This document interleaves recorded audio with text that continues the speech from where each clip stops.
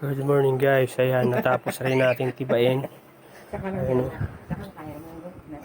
Ay, kaya ate, ayan po yung na-harvest ko pagkatas namin tibain yung puno ng saging. Ayan, may kagat ng ano-ano.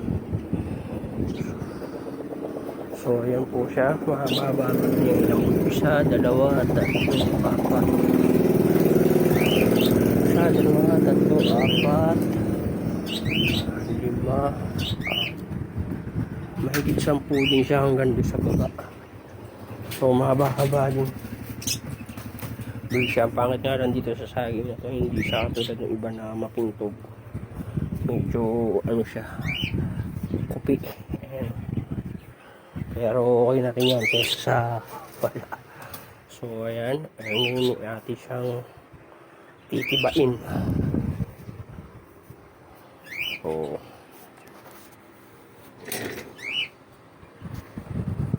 ayun ko at ate siyang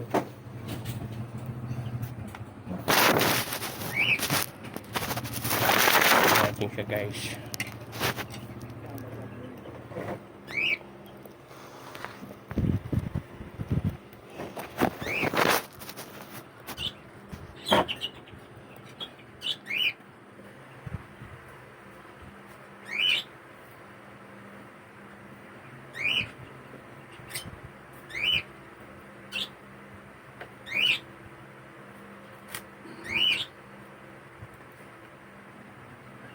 Sabi nga ako silo nga isa, matulog ng dulo.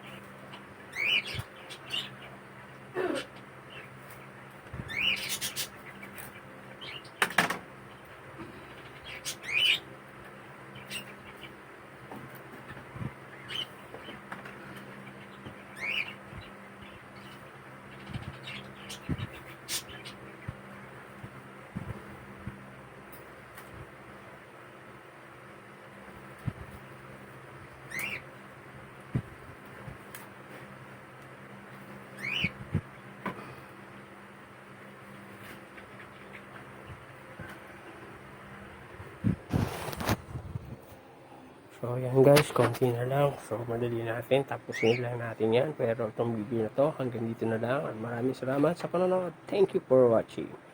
God bless and happy harvest.